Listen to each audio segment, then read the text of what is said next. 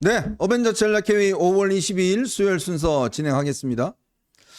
여러분, 문재인 전 대통령이 냈던 회고로 이게 계속 논란이 되고 있습니다. 어제는 김정숙 여사가 엘리자베스 여왕과 같다, 뭐 이런 주장해서 정말 우리를 많이 웃겼습니다. 그런데요, 아마 여러분 기억하실 겁니다. 당시 남북 정상회담 때 판문점 도보의 다리에서 그렇죠. 대화를 나눴던 그 장면을 아마 기억하실 겁니다. 그런데 당시에 문재인이 김정은에게 USB를 전달했습니다. 맞아요. USB를 전달했는데, 근데 법원이요, 그 USB에 3급 비밀이 들어있다라는 사실을 처음으로 확인을 했습니다. 이 관련해서 이 자유통일당 이 관계자들이 이제 소송을 제기를 했었는데요. 법원이 기각을 했습니다. 기각을 한 이유가 뭐냐 하면 바로 이 USB에 북한의 여러 가지 신경제 발전 계획이라든지 뭐 등등 이런 것을 담은 정보가 들어가 있는데 이 정보가 3급 기밀이다. 이런 사실입니다. 보통 1급 기밀 같은 경우는 정말 국가의 아주 위태로운 굉장히 중요한 그런 것인데요. 3급은 이 국가 기밀 중에서 제일 낮은 등급이긴 합니다만은, 그러나 이 법원들 판단한 것은 정확히 그 USB에 들어가 있는 내용이 아니라 들어가 있을 것으로 추정되는, 이게 정확히 밝히진 않았습니다. 바로 그런 내용이라는데 제가 볼 때는 아마 그보다 더한 이 내용도 들어가 있지 않았을까라는 생각이 들고, 특히 지난번 북한과 수로 협상을 할 때 우리 이쪽 임진강 쪽에 있는 수로와 관련된 그 높낮이지 않습니까? 바다 그렇죠. 저강 밑에 그런 정보들을 전부 다 북한에 다 남겨줬대요. 야, 그러니까 저거는 국민의 알 권리 차원에서는 소상한 부분은 다 공개를 못할지라도 대략 어떤 내용이고 대략적인 그 어떤 그 북한에 대한 지원 계획 또 발전 경제 발전 지원이라든가 이런 프로젝트가 뭐였는지 그런 윤곽 정도는 좀 국민의 알 권리 차원에서 공개돼야 되는 게 아닌가 저는 개인적으로 그런 생각이 듭니다. 네. 정말 이거야말로 제가 볼 때는 여적죄라고 하죠. 여적죄라는 게 뭐냐면 적을 이롭게 도울 목적으로 한 죄입니다. 이 여적죄는 굉장히 중요한 죄입니다. 당시에 북한에 이런 USB를 넘겼다는 거, 이건 아마 미국이나 우리 이 동맹국들도 굉장히 관심이 있는 사안입니다. 과연 이 내용이 뭐가 들었을까? 특히 일각에서는 이 여기에 핵발전소와 관련된 여러 가지 어떤 정보가 들어가 있지 않았을까라는 또 그런 추정도 있습니다. 과거에 그런 의혹 제기가 있었죠. 문재인이 이제 탈원전 영화 한 편 띡 보고 나갖고는 이제 탈원전 하겠다고 해갖고 여러 가지를 가동 중단시키거나 새로 그 착수하려고 착공하려는 걸 못하게 하고 그랬잖아요. 그래서 남쪽에서 이제 쓸모가 없어진 그 원자력 발전소를 북으로 옮겨주는 네. 그런 프로젝트를 제안했을 가능성이 충분히 있다. 네. 뭐 그런 의혹 제기도 있었던 거 아닙니까? 네. 예, 정말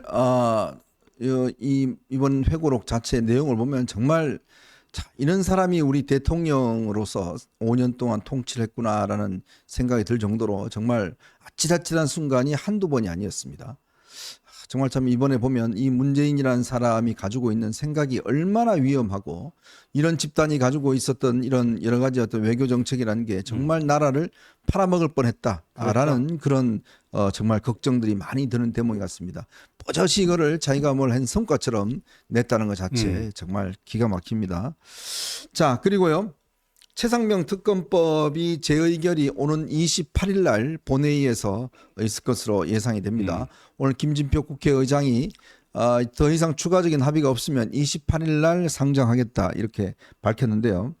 문제는 이제 이게 재의결 됐을 때 무기명 비밀 투표로 하게 돼 있습니다. 그렇죠. 그리고 3분의 2, 즉 네. 이제 제적 과반 참석에 참석자 3분의 2의 의결로 이걸 이제 하게 되면, 만약에 이제 찬성이 되면 그렇죠. 이 법은 그냥 입법이 되는 거예요. 네, 입법이 네. 되는 겁니다. 그런데 이제 법안 투표는 보통 이제 전자 투표니까 누가 뭐 찬표를 던졌는지 반대표를 던졌는지 뭐 기권을 했는지 이런 게 나타나는데, 대통령의 거부권 행사로 재의결될 때는 이제 무기명 투표가 되기 때문에 충분히 이탈표가 나올 수도 있지 않겠느냐 해서 지금 민주당의 박주민이 국민의힘 의원들 전원에게 서신을 돌리고 개별 접촉을 하고 뭐 데이트 신청을 하고 어쩌고 저쩌고 한다고 그러는데 지금 공개적으로 민주당과 함께 행동을 하겠다고 한 사람은 세 사람입니다. 김웅, 안철수, 유의동 세 사람이에요. 근데 지금 요번에 낙선 낙천자들이 57명이가 있잖아요. 네네. 근데 이분들이 에이씨, 내가 뭐 윤정부에서 나 뭐 잘된 것도 없는데 에라씨.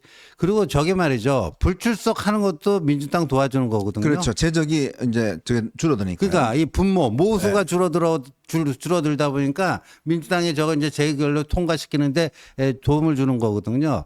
그런데 아마 지금 보니까 공기업 자리가 뭐 수백 개가 뭐 있대나요? 네네. 그러니까 뭐 낙선자, 낙천자들은 뭐 그런 데 갖고 뭐 한 자리 하려고 하는 딜을 하려고 그런 거예요. 그런 게 있다 보니까 그렇게까지 17표가 이탈할 거다 이렇게 보여지지는 않는데 네. 이게 모르죠. 요번에 뭐 저 추미애가 떨어질 줄 알았네요. 맞습니다. 이게 참 모를 일이지만 어쨌건 이 법이 어떻게 우리가 어제도 말씀드렸습니다만은 헌법에 위반될 뿐만 아니라 여러 가지 법의 내용의 문제점들 굉장히 많다라는 말씀 드렸지 않습니까? 마지막 정말 이 21대 국회 마지막입니다. 정말 다른 법 다 제쳐두고 이것만 지금 집중적으로 하고 있는데 정말 법안 내용을 제대로 안다면 이걸 찬성할 수는 없을 것 같습니다.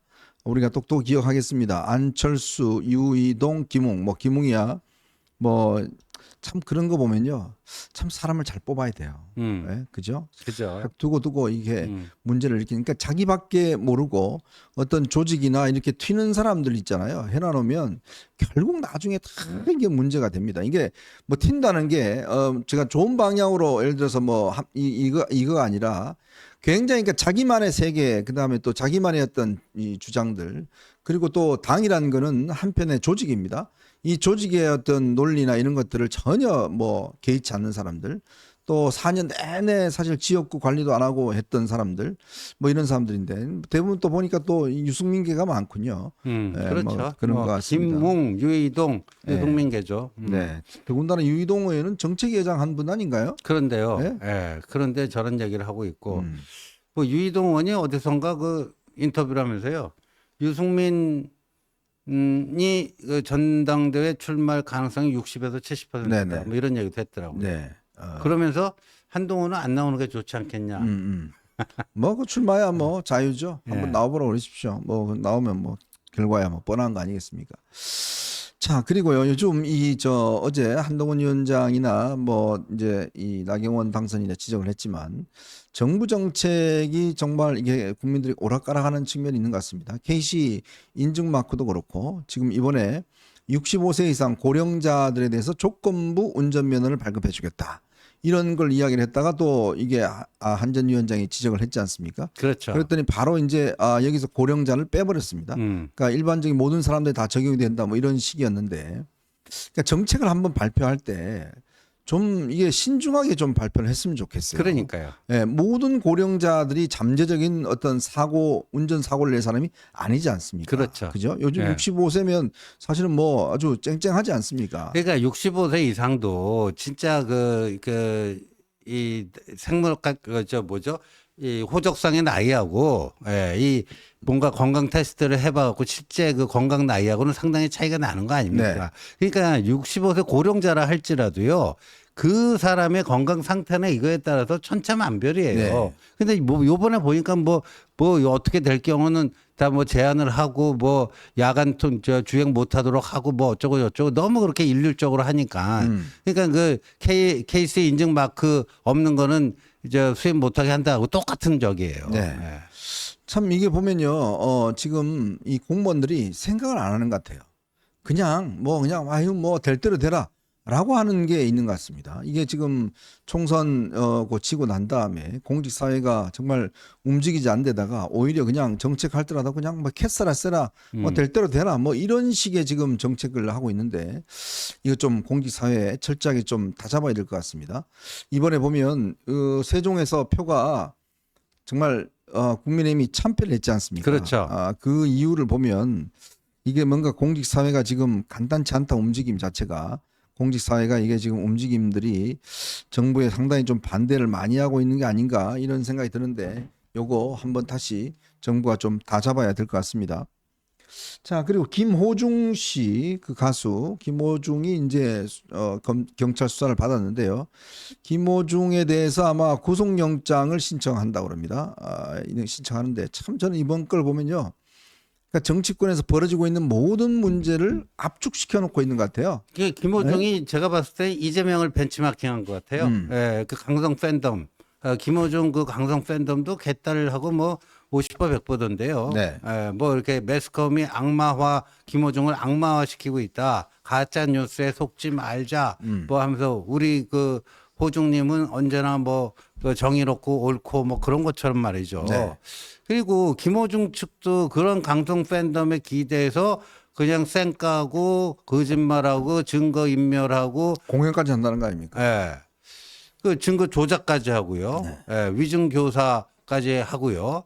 뭐 이런 식으로 해가지고 이거 돌파 가능하다고 생각한 거 보니까 이재명도 저러고 나서 그냥 여의도 대통령으로서 뭐 떵떵거리고 했는데 나는 뭐 못할 소냐 그런 심리가 많이 작용하지 않았나 보죠. 아니 뭐 보는 거 아니에요. 조국이가 곧 구속될 텐데 가서 네. 국회의원 되잖아요. 그렇죠. 그거 보면서 본인도 꼭 구속될 때 되더라도 네. 공연하는 게 뭐가 문제야? 예. 이거 뭐 공연하면 한 40억씩 번다고 그러대요. 그러니까요. 야, 어마어마한데 참 정치권을 다 빼다 밟았어요. 정말 참 기가 막힌다는 생각이 듭니다. 자, 오늘 여러분들과 함께 저희가 세 가지 이슈를 가지고 좀 이야기를 해볼까 합니다. 자, 국민의힘에 지금 홍준표 이 시장의 폭주가 굉장히 아마 심각한 것 같습니다. 거의 어제는 탈당을 할 것처럼 마치 한동훈 전 위원장이 당대표가 되면 탈당을 할 것처럼 이야기를 하니까 박수영 전 친윤의 박수영 의원이요.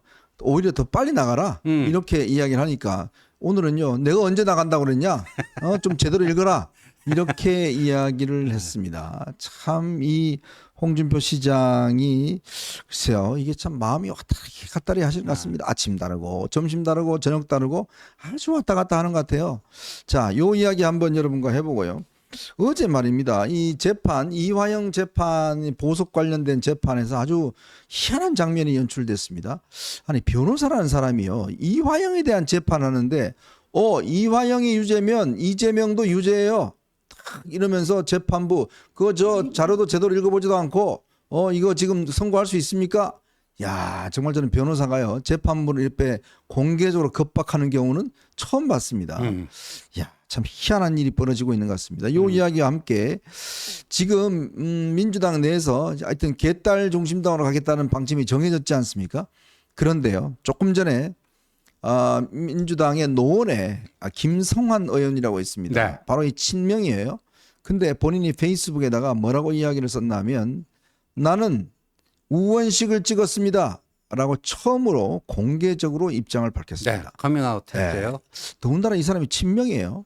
자, 근데 왜 이렇게 공개적으로 했을까? 아마 집중적으로 개딸의 공격을 받을 것 같은데 과연 이렇게 밝힌 이유가 뭘지 요거 한번 짚어보도록 하겠습니다.